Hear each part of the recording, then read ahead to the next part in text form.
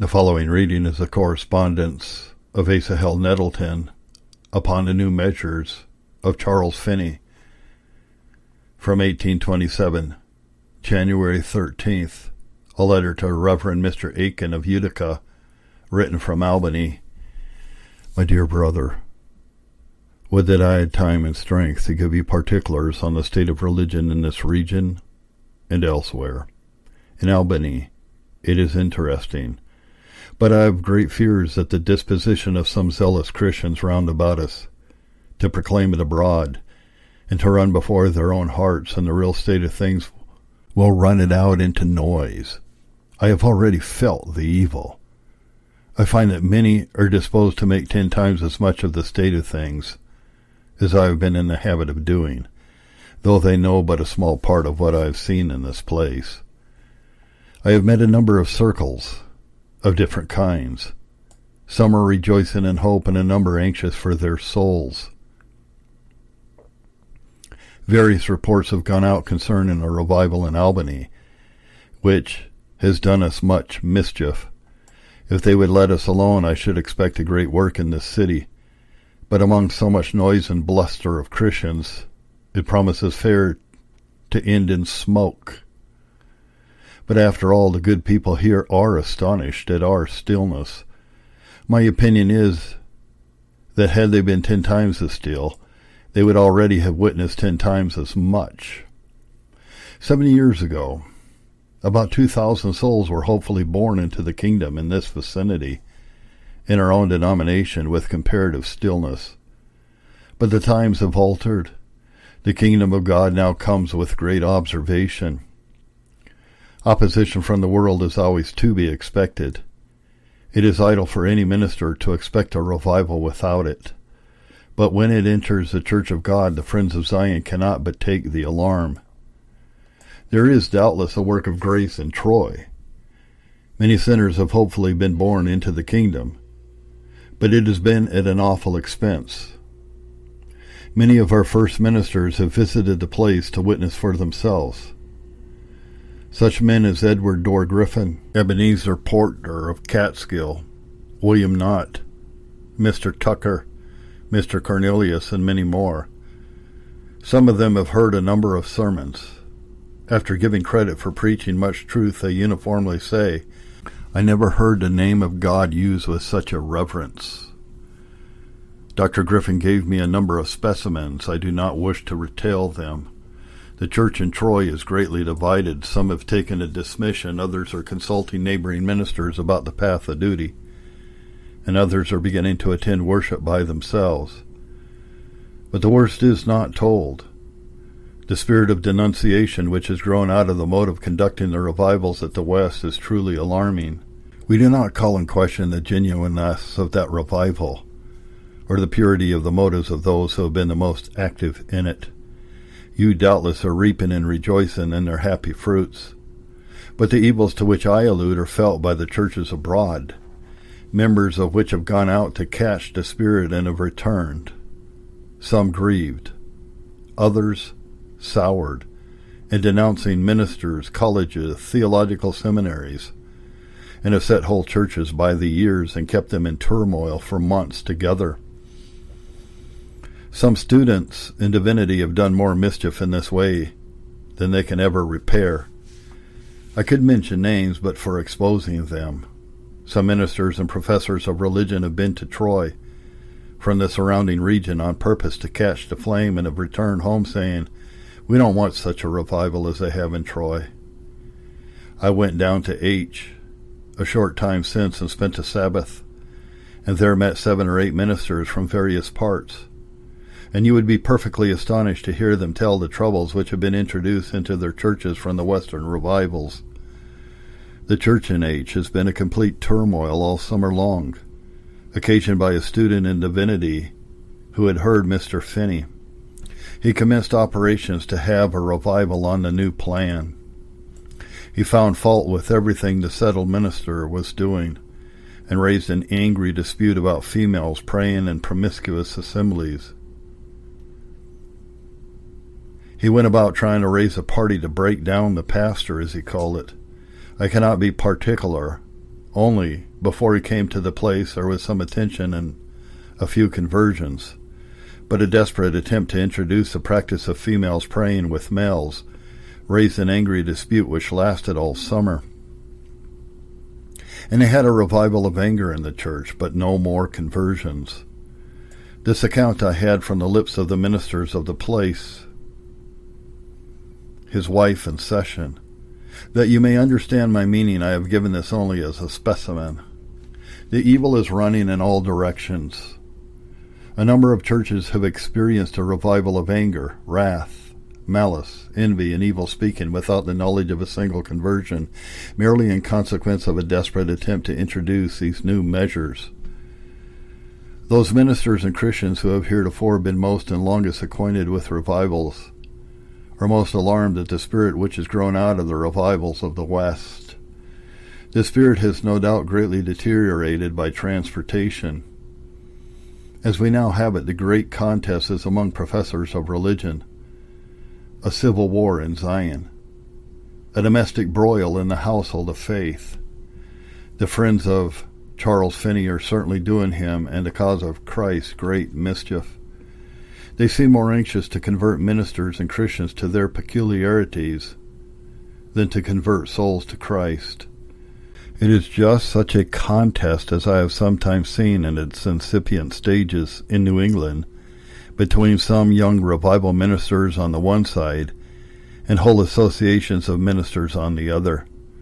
The young revival ministers, wishing to extend the work into all the churches, in their zeal would enter the limits of settled pastors and commence their operations, and plead my own example for all their movements, and so the war would begin, and all those ministers who would not yield the reins and sanction their imprudences would be sure to be proclaimed as enemies to revivals.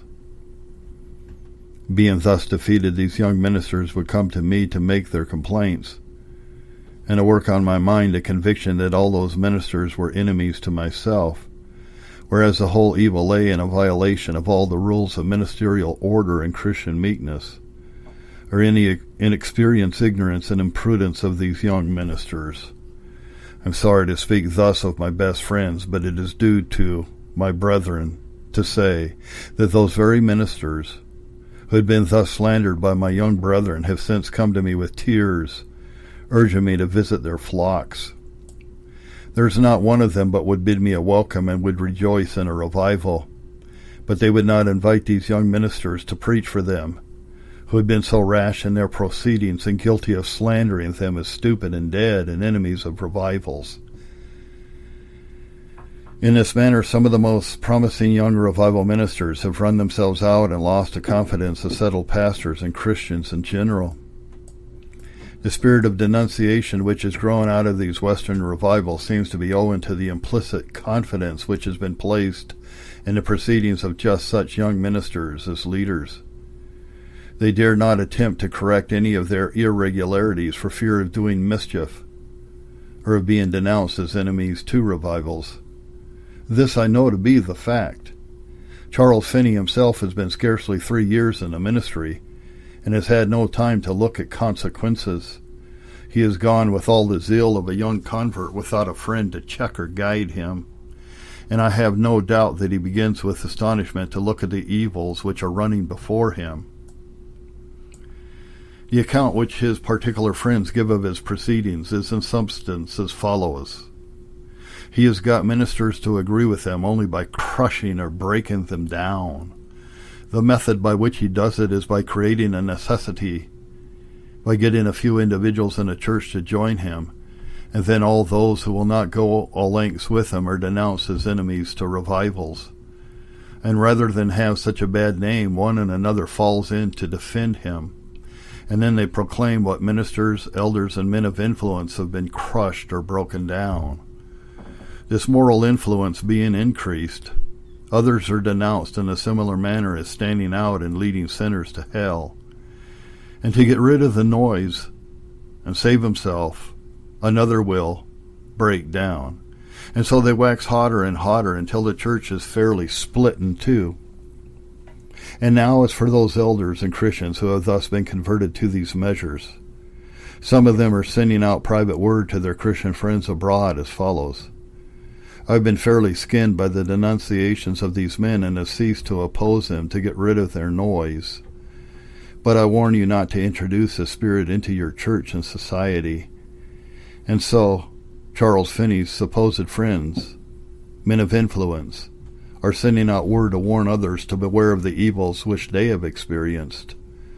I heartily pity Charles Finney, for I believe him to be a good man and wishing to do good, but nobody dares tell him that a train of causes is set in operation and urged on by his own friends, which is likely to ruin his usefulness.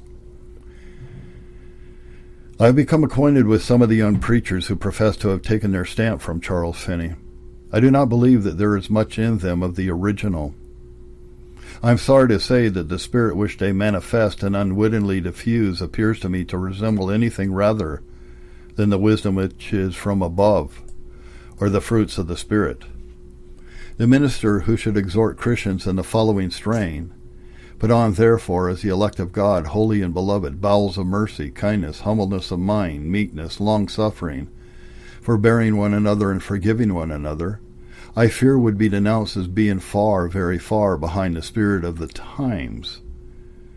They do cultivate and awaken in others what very much resembles the passion of anger, wrath, malice, envy, and evil speaking. This is the inevitable consequence of their style of preaching.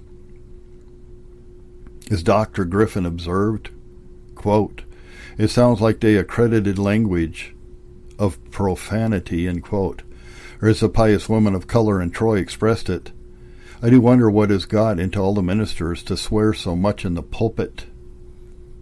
There is not a minister of my acquaintance who has visited Troy and heard a number of sermons, but is alarmed on this subject. I have noticed that the most pious and devoted Christians from the revivals where I have been are the last to fellowship these men in their measures, and that those professors whose piety has heretofore been considered the most superficial or doubtful are the first to fall in with both. I accept a few pious persons who have never witnessed a revival in any form, and are anxious for one, and the reason to my mind is perfectly obvious. It requires nothing but zeal without knowledge. Whoever has made himself acquainted with the state of things in New England near the close of the revival in the days of George Whitefield and Jonathan Edwards cannot but weep over its likeness to the present. It is affecting that the warm friends of Zion should unwittingly betray her best interests. But so was it then. The young itinerants, in their zeal to extend the work, began to denounce all those settled ministers who would not go all length with them. And then those members of churches who loved their pastors would assemble around to defend them, while those who favored the itinerants assembled around them and, imbibing their spirit, of course lost all confidence in a settled ministry. And so the churches were split in two. The Spirit of God took its flight, and darkness and discord reigned for half a century. And those preachers who had taken the lead, having cultivated such a spirit, began to fall into awful darkness themselves when they saw the ruin that followed their labors. Some of them made and published their recantations to the world, which are now extant. But it was too late. A retribution followed. Some few of the young converts were called to order by David Brainerd, who passed through Connecticut at that time. But after their recantations, these leaders were generally denounced by their own followers.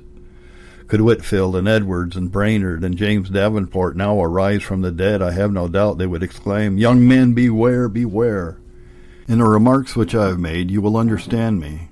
I separate between the efficacy of the measures adopted in the Western revivals and the evils which have grown out of those measures. Of the former I have no doubt, but the latter are certainly calamitous beyond anything I ever witnessed. Some of the subjects of these revivals and others who have been present in them are scattered over the country far from those scenes of operation. The tidings of the means used are told by those who have never witnessed a revival in any other form. Now these means are very simple, and just such as everybody can use, male and female. Who cannot call his minister stupid and dead and pray for him by name as such? And if he gets mad, and all the church also, no matter for that. The more opposition, the better. This is certainly the way to have a revival, for it is Mr. Finney's method, and he has the sanction of such men as Mr. Langsing and Aiken and others. They did not believe in such measures at first, but they have been broken down. In this way, some of our best ministers are slandered, the church is divided, and the efficacy of the regular services of the settled ministry destroyed, overlooking the fact that the very means employed with wonderful success in the midst of a powerful revival are generally the very worst when carried out of the field of such an excitement. Some students in divinity and others in their attempts to imitate Charles Finney have reminded us of the conduct and success of the 7 sons of Sceva, who undertook to imitate Paul in Acts 19. The practice of females praying in promiscuous assemblies is considered as absolutely indispensable, so that nothing can possibly be done without it. Sorry to say that some young men have been considered as acting amorously foolish on this subject. The practice itself is very taking with some real Christians, no doubt, but still more so with the hypocritical and disorganizing part of society. Ministers have been told by such persons that they were too proud to permit females to pray before them, that they never could have a revival until they were willing to come down to that practice. Some of my brethren have been absolutely insulted by females on this subject. Thus many ministers and churches are tormented in the spirit of a revival utterly destroyed in some places and prevented in others. If our brethren at the West knew the evils that are felt by settled ministers abroad, I know they could not but weep over them. In the language of Dr. Griffin, it is complete radicalism. The means which it is said have been so successful at the West have been so caricatured by the ignoble boldness and religion running before Charles Finney into every city and town, far and near, that I am sure he must labor under prodigious disadvantage in all these places without shifting the entire mode of his attack. The consciences of the wicked have become more callous than ever. Their language is, "I want no such religion." The hearts of our best ministers and Christians generally are grieved and exceedingly alarmed on this subject. It is owing entirely to the disorganizing spirit which has already been introduced into their churches. The ministers in general, so far as I am acquainted, are afraid to invite Charles Finney, or any who adopt his peculiarities, to preach for them. Some of Charles Finney's younger brethren and friends may attempt to work on his mind the conviction that most of our ministers and churches are enemies to revivals and unfriendly to himself. I feel it my duty to speak in their behalf. I know it to be a mistake. The best friends of revivals, as they have heretofore witnessed them, are certainly the most afraid to invite him into their churches, and are the most alarmed at the evils that are rising. And I must say that his friends are certainly laboring to introduce those very measures which I have ever regarded as ultimately working ruin to our churches, and against which I have always guarded as ruinous to the characters of revival, as well as to my own usefulness. For example, whoever introduces the practice of females praying in promiscuous assemblies, let the practice once become general, will ere long find to his sorrow that he has made an inlet to other denominations and entailed an everlasting quarrel on those churches generally. If settled pastors choose to do it on their own responsibility, so be it. For one, I dare not assume so great a responsibility. In this way churches were once laid waste. And it is by keeping out and carefully avoiding everything of this kind that some of them have again been built. Others kept orderly, and the character of revivals for 30 years past has been guarded. If the evil be not soon prevented, a generation will arise in inheriting all the obliquities of their leaders, not knowing that a revival ever did or can exist without all those evils. And these evils are destined to be propagated from generation to generation, waxing worse and worse. The friends of Charles Finney are afraid to interfere to correct anything, lest they should do mischief, or be denounced as enemies of revivals. Brother Nettleton, do come into this region and help us, for many things are becoming current among us which I cannot approve, and I can do nothing to correct them, but I am immediately shamed out of it by being denounced as an enemy to revivals. Thus my ministerial brethren from the West, whose views accord with my own, have been calling to me in their letters during the summer past. There is religion in it, and I dare not touch it. I see the evil and tremble at the consequences, but what can I do? This is the language of many of his warmest friends. And so the bad must all be defended with the good.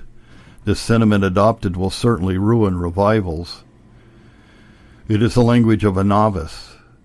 It is just as the devil would have it. If the friends of revivals dare not correct their own faults, who will do it for them? I know no such policy. I would no more dare defend in the gross than condemn in the gross. And those who adopt the former practice will soon be compelled by prevailing corruptions to take along with it the latter. The character of revivals is to be sustained on the same principles as that of churches or individual Christians. If we would judge ourselves, we should not be judged. It is not by covering but confessing and forsaking that pure revivals are to prosper. In this manner their character has long been sustained. Things have not been left to run to such length in our day.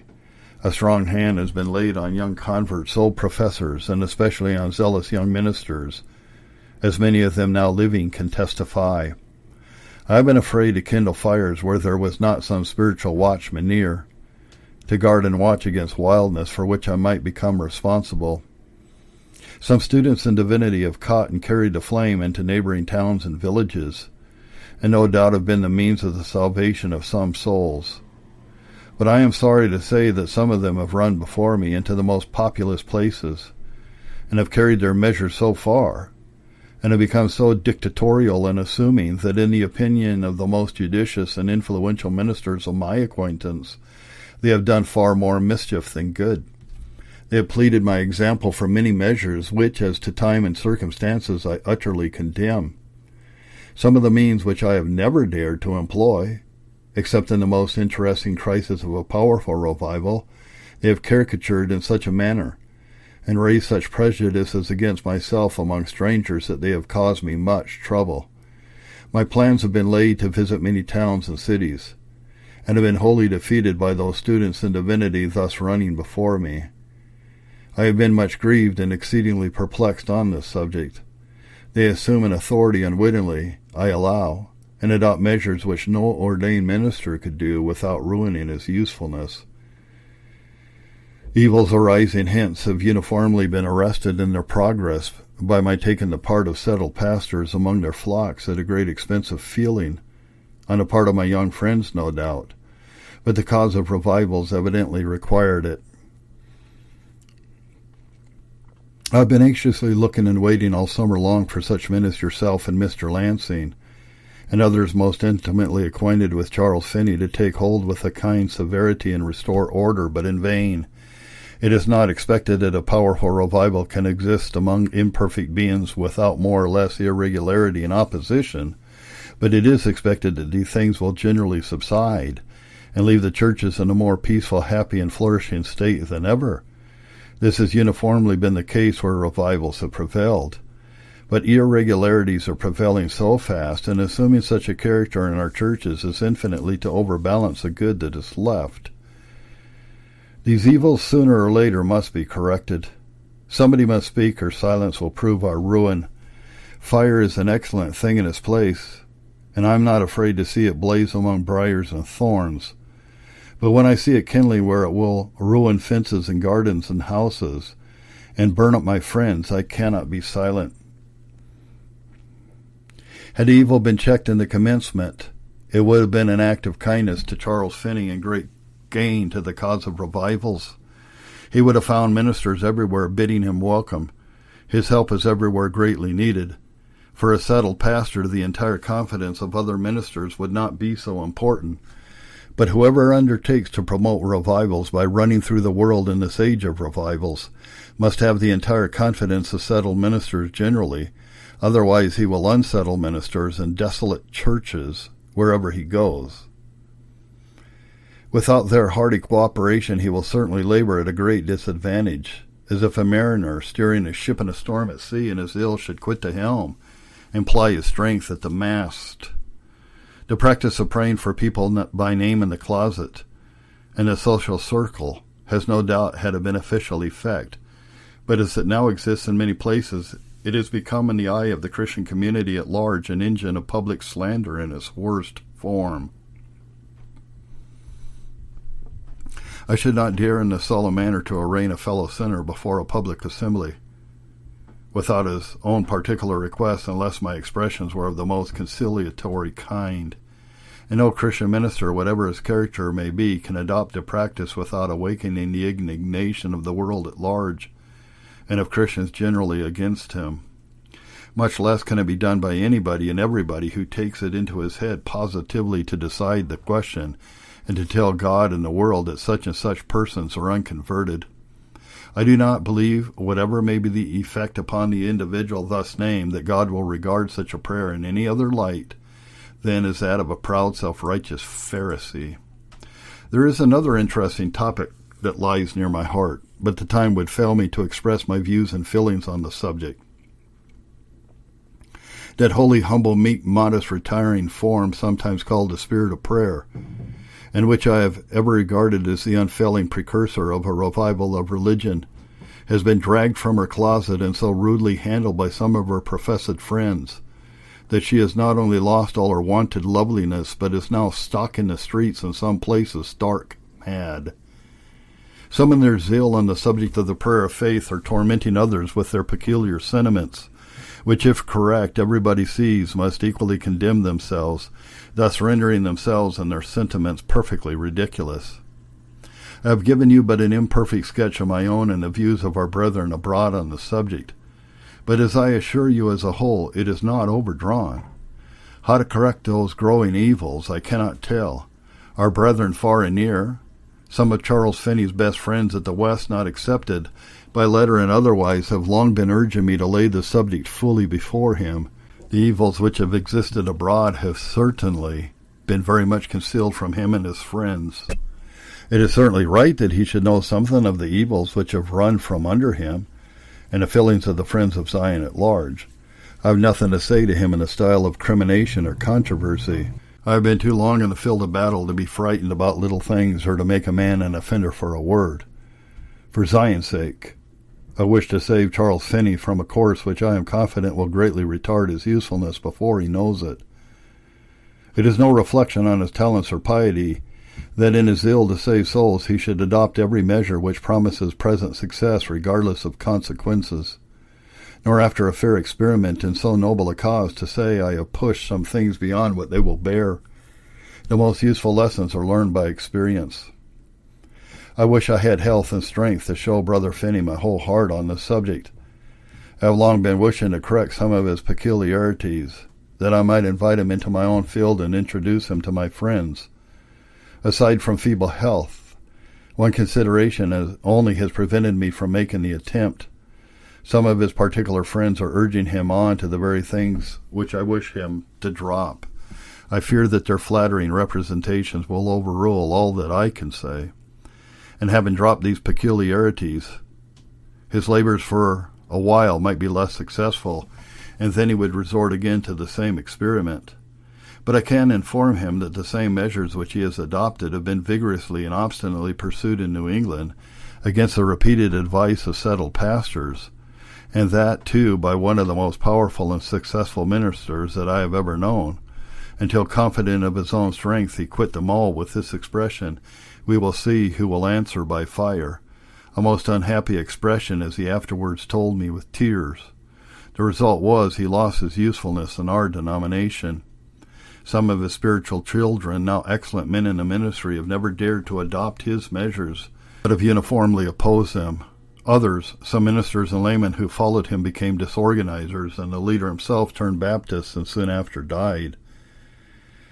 There is another method of conducting revivals which may avoid these difficulties. Settled pastors occupy nearly the whole field of operation. They have and ought to have the entire management in their own congregation. Each one has a right to pursue his own measures within his own limits, and no itinerant has any business to interfere or dictate. It will ever be regarded as intermeddling in other men's matters. If they do not choose to invite me into their field, my business is meekly and silently to retire, and I have no right to complain. But many young men are continually violating the rules of ministerial order and Christian propriety in these respects. Impatient to see the temple rise, They are now doing that which, it appears to me, will tend ultimately more than anything else to defeat the end which they wish to accomplish. They are now pulling down in many places the very things which I have been helping ministers to build up, and for which I have often received their warmest thanks. It is a sentiment which I have had frequent occasion to repeat to my young brethren in the ministry.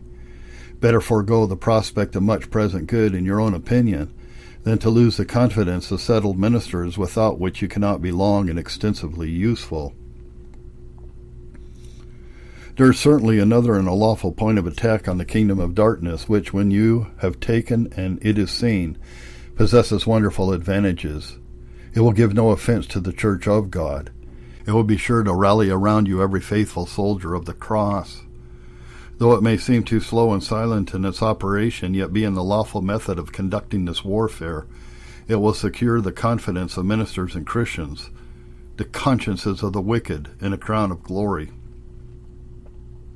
And now, brother, I venture to lay before you the subject of my prayers and tears, and I may add the subject which brought me back to a region which I never expected to visit again.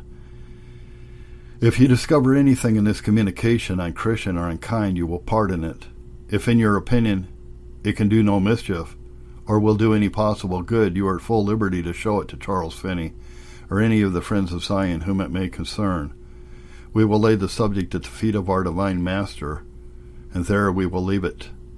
Yours in the best of bonds, Asahel Nettleton.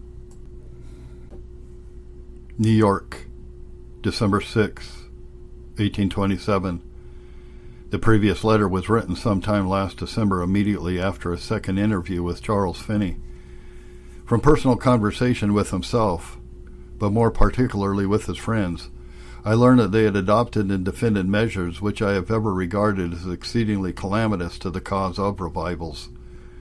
This letter was written originally as an expression of my own and the views of my brethren generally on this subject, without intending to send it to any one, as my opinion was repeatedly solicited on the subject by the friends of Mr. F. I thought it best to give it in writing. Accordingly, this letter was read at different times to not less than 20 ministers, and to some who had adopted the measures in question.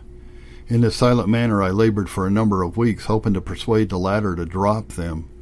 But to my surprise I found that my own name was continually employed to give them sanction, nor was it in my power to prevent this perversion without publishing my views to the world. It was concluded that the subject of these new measures, unless they were speedily corrected, must sooner or later come before the Christian public. And as all the ministers who had kindly attempted to interfere to correct them, as ruinous to revivals, had so long and so often had their motives impeached and misrepresented, and been announced as cold and stupid and dead, that they had now ceased to do it. It was also concluded that by this time our Western brethren might possibly be ignorant of the views and feelings of the Christian community on this subject. Their long silence might be misconstrued into an acquiescence in those measures. It was well known, however, that New England as a body, and also the Presbyterian Church as a body, as well as the Friends of Revivals in general, would not defend the measures in question, nor be responsible for any of the evils which as they would certainly occasion. As preparatory to publishing and a cut-off occasion for after complaints, it was thought best that I should delay no longer sending a communication to some one or more of our brethren in the Oneida Presbytery. The above document is one and only a small part of what I have written to the members of that body.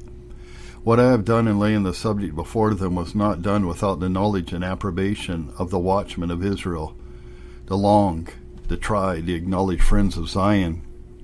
The question has often been asked, why did not Mr. Nettleton tell Mr. F. his views before he published them to the world? I have done it in as gentle a manner on paper as I knew how to do it, and I leave it to all the friends of Zion whether I could have chosen a better method. The report is in extensive circulation that Mr. F. had long been waiting to see Mr. Nettleton, and that he was willing to sit at his feet and learn. This honor of which I am unworthy I would have gladly declined had it been in my power. If, however, his wishing to sit at my feet and learn was not an after device to justify himself in correcting nothing, he will not say that I have not taken some care and pains to instruct him. One lesson which was given him is the above letter, which having been sent to Utica, was duly received and laid before him and a number of his friends. The pupil, who should tell how willing he was to learn, and complain to his neighbors that his teacher would not instruct him, would excite little sympathy with the public if it were known that he was at the same time carrying his lesson in his pocket. After consultation, some advised to conceal it, but this could not be done. And now in January, for the first time, Mr. F. preached a sermon in Utica from these words, "How can two walk together except they be agreed?" It was afterwards preached in Troy. Some who have talked and written so knowingly on the sermon, as though Troy were its birthplace, need not be informed that they have traveled out of the record. I do not state this because I have adopted their opinion that the contents of a sermon professedly on the subject of vital piety cannot be well understood without a knowledge of its origin. But some who were present and heard the sermon in Utica were simple enough to consider it as a personal attack upon the author of this letter. I was immediately informed by persons who were present and heard both the letter and the sermon that probably nothing would be corrected and that arrangements would be made accordingly. Though Mr. Finney blazed and burned in the sermon, as I was informed, yet I did not feel at all offended. But soon the mournful tidings reached my ears. Mr. Nettleton has lost his mind. He is not the man he once was. His character is sunk wonderfully. These lies came from hell and the smoke, from the bottomless pit. How these reports were set in circulation, I did not take the trouble to ask. I can still repeat the language of my letter. I have been too long on the field of battle to be frightened with little things or to make a man an offender for a word. For Zion's sake, I wish to save Brother Finney from a course which I am confident will greatly retard his usefulness before he knows it. Had the friends of the new measures been kind enough to inform us of their determination not to renounce them, it might have saved their brethren much painful anxiety and many fruitless exertions. But let them no longer use the names of their brethren to sanction measures which they have always utterly condemned. They have full liberty to introduce them in their own names and on their own responsibility. For one, I feel bound by the solemnity attached to the ministerial office to declare to the watchmen of Israel my views of the danger of these measures, and in this public and decided manner to clear my conscience from lending my name to sanction their past, their present, or their future calamitous consequences. And the friends of these new measures are invited and earnestly solicited to come out with their names and their defense in the same public and decided manner. I had long since a copy of this letter corrected for the press, but to cut off occasion for complaint, I published it entire without those corrections. It has been publicly charged in the Western Recorder with containing false statements. As this is a little out of order, the public will excuse me for not replying to an unknown charge brought by an unknown traveler. He complains that the public have been kept in darkness long enough. I think so too. There are a number of such travelers for whose sake I send out this letter, hoping to shed some light on their path. End quote. Asahel, Nettleton.